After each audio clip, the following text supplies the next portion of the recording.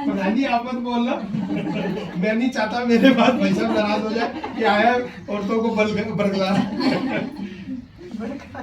ये स्वाभाविक सी बात है। मेरी मान एक से दूसरे से किसी से भी मेरा कोई मतलब नहीं है। सब लोग मुझे जानते हैं, मैं उनको जानता हूँ, लेकिन मैं किसी पार्टी विशेष की बात नहीं कर रहा हूँ और ना ही मैं राजनीति में हूँ। तो आप ये बात बिल्कुल निश्चित समझे, मैं किसी की आलोचना करने नहीं आया हूँ। आलोचना मैं उसकी करूंगा, प्रधान जी की आलोचना करूंगा। प्रधान जी ये जो है रास्ता बच्चे जाते हैं, इनका रास्ता क्यों नहीं, ये मेरी आलोचना है, मैं करूंगा। वो आलोचना नहीं है। आलोचना वो होती है जो कि किए हुए काम को नकार दे।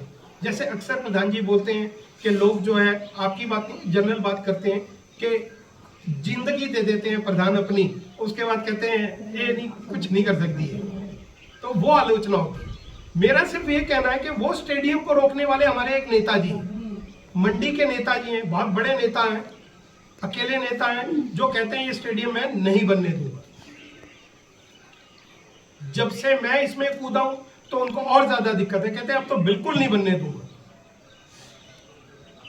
मैं आपसे एक चीज पूछता हूं, राजनीति किस लिए होती है? आम प्रजा, राजा किस लिए होता है? आम प्रजा की भलाई के लिए होता है या बुराई के लिए होता है? अगर ये स्टेडियम बनता है तो किसकी बुराई होगी, आप बताइए। एक मुद्दा नहीं है जिसमें कि किसी की बुराई दिखती हो। भलाई भलाई है, बच्चे ड्रग्स से बचेंगे, गेम्स में आएंगे, फिजिकली फिट होंगे, मेंटली फिट होंगे, परिवार में सुख शांति रहेगी, उल्टे सीधे कामों से बचेंगे, तो सब कुछ अच्छा होगा। उस नेता को हम पूछते हैं क्यों नहीं बनने देना चाहते हैं, कोई कारण नहीं है। मुझे समझ में नहीं आता है। मैं तो हमेशा ये दुआ करता हूं भगवान से, उस इंसान को सद्बुद्धि दे, वो ऐसा करे कि खुद बड़ा दिल करे और पब्लिक के सामने आए कि नहीं, मैं अपने बच्चों के लिए स्टेडियम बनने दूंगा, और क्रेडिट ले। अगले चुनाव में हो सकता है दोबारा जीत जाए वो, पर पता नहीं क्यों ऐसा है। हमेशा मैं मतलब बहुत चिंता होती है, बहुत तकलीफ होती है। जाति को जाति से लड़ाया, इलाके को इलाके से लड़वाया, वोट लिए, ग्रोथ, प्रगति जीरो। आज एक ग्राउंड नहीं है हमारे पास। अगर आपके क्षेत्र में ये सब रोड बने हुए हैं तो ये प्रधान जी की ताकत है, वरना मैं ऐसे क्षेत्रों में भी गया हूं जिधर रोड नहीं है, पैदल चलते बच्चे गिर जाएं, ऐसे ऐसी जगह है। आपका तो क्षेत्र में मैं पहले भी आया, प्रधान जी के घर भी आया था, और जगह भी मैं घूमा हूं पंडों में। बहुत अच्छी स्थिति है आप लोगों की। तो हमें क्या चाहिए? राजनीति करिए, बहुत अच्छी बात है, आपका काम है, राजनीति करिए, लेकिन राजनीति उस जगह नहीं करिए जिधर बच्चों का सवाल है, बच्चों की जिंदगी का सवाल है, उधर राजनीति नहीं होनी चाहिए। आपने उन महाशय को, उन नेताजी को वोट देके जिताया, वो इसलिए जिताया कि आपके कामों में रोड़ा अड़ा है। ये गलत है, बिल्कुल गलत है। बाकी ठीक है, जो मर्जी करे, बड़े बड़े आलीशान घर बनाए, कुछ भी करें, कोई फर्क नहीं पड़ता उस बात से, हमें कोई लेना देना नहीं है। ठीक है, जो जिसकी कर्म है वो आगे आके भुगतेगा, लेकिन इस काम में अगर रोकते हैं तो ये ठीक नहीं। बच्चे ग्रो करेंगे, बढ़ेंगे आगे। हम जो है हमेशा, मैं आपसे एक चीज पूछता हूं, चुनाव आने वाला है, आपके पास नेतागण भी आएंगे, सबके पास आते हैं, कोई बड़ी बात नहीं है। कई 5 साल में 1 बार आते हैं, कई 5 साल में 5 बार आते हैं, कई 10 बार आते हैं। हर नेता का अपना एक स्टाइल है काम करने का। मैं आपसे एक चीज पूछता हूं, आपके पास नेता आता, क्या बोलेंगे उनको?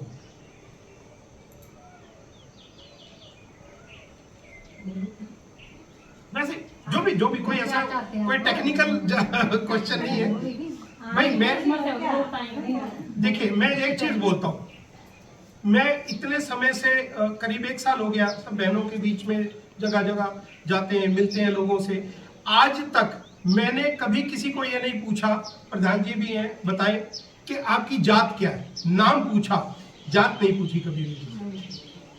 आज मैं आपको बताता हूँ, एक नेतागण है, उन्हीं नेता की बात कर रहा हूँ मैं। प्रधान जी वो बोलते हैं इकसे खतरी आई ना, वो भी सारी औरता थी स्यापा पाईरा मुझो।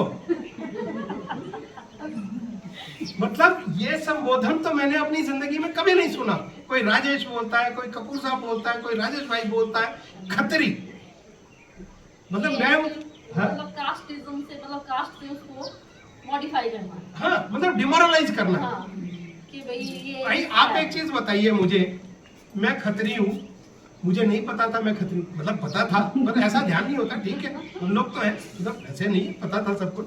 तो आप मुझे खतरी बोल के क्या प्रूव करना चाहते हैं? आप बताइए, उस दिन आप आए, आपको ध्यान होगा मैं बोलने लगा तो बिजली काट दी गई, ठीक है ना? क्या फर्क पड़ा?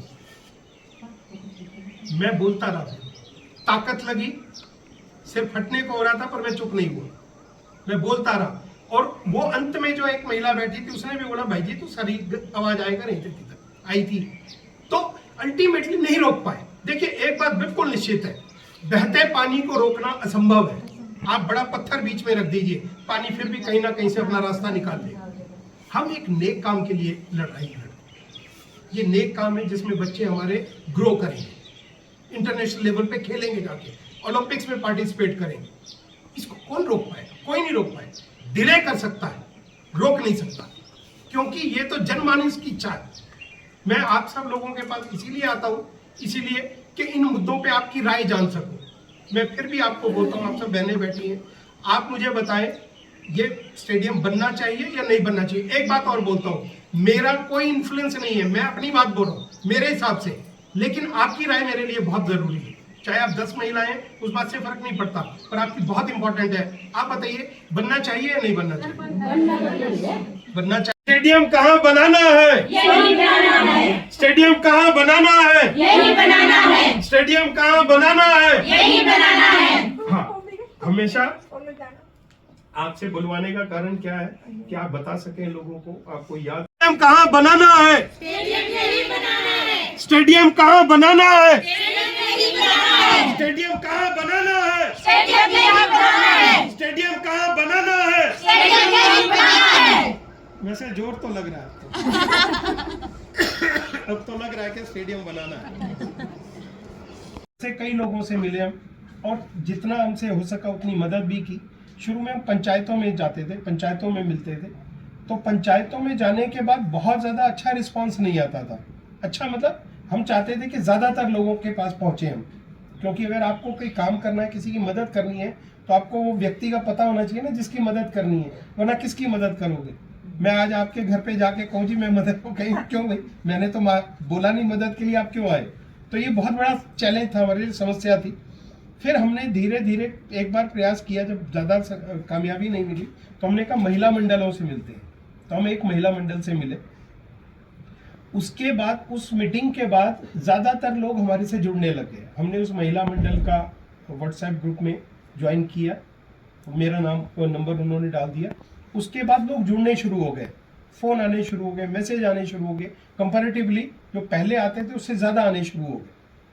तो एक चीज़ हमने एनालिसिस किया कि जो महिलाएं हैं वो आपस में ज़्यादा कंसर्न रहती हैं, ज़्यादा चिंता करती हैं एक दूसरे की। आप देखें, आप मुझे बताएं कि कहीं भी क्षेत्र में आपके किसी भी घर में कोई दुख तकलीफ होती है, परेशानी होती है, तो आपको जानकारी होती है। और इतनी संख्या मैंने भी एक्सपेक्ट नहीं की थी। हमने व्यवस्था दी, पर मुझे लगता है जितने लोग आए थे उनसे आधों को भी नहीं दी थी हमने।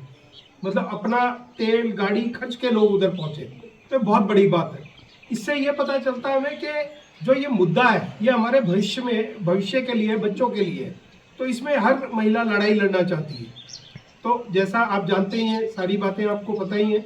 बच्चों को जो आपने रैली में भी सुना होगा, सोशल मीडिया में भी काफ़ी हद तक चीज़ें आप देख भी सकते हैं अगर देखना चाहें।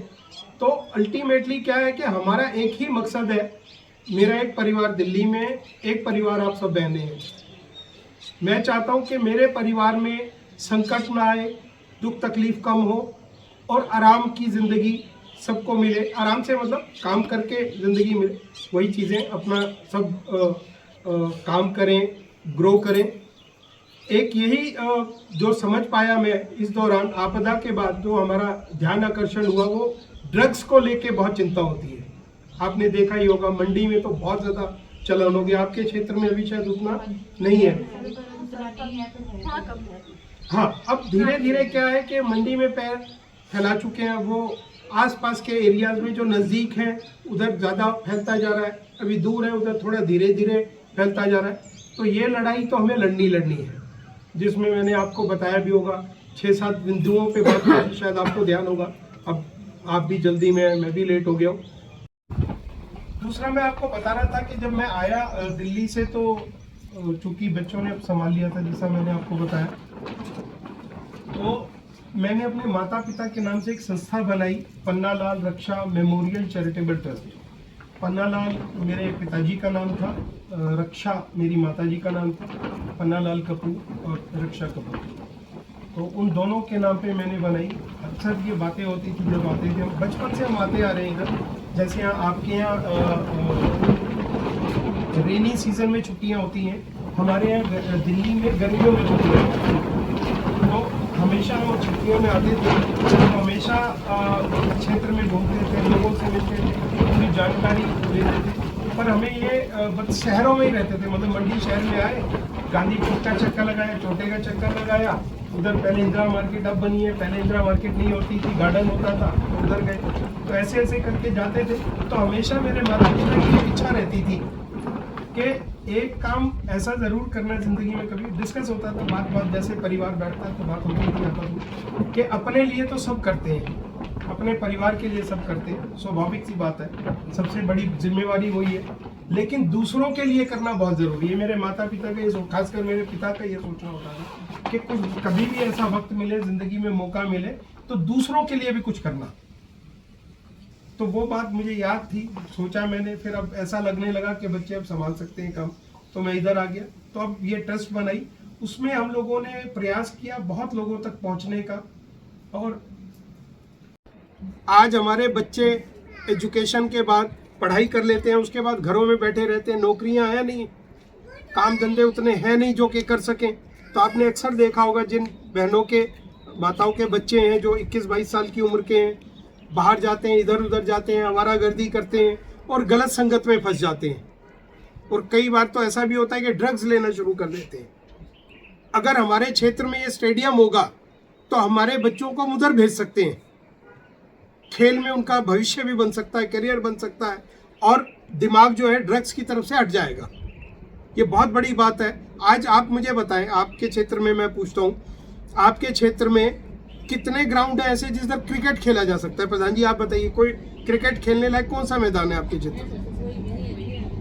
नहीं है ना कोई भी। उसका कारण यही है कि हमारे बच्चे जो हैं वो ड्रग्स की तरफ बढ़ते जा रहे हैं और खेलों की तरफ से हटते जा रहे हैं, क्योंकि सुविधा ही नहीं है, किधर जाके खेलेंगे?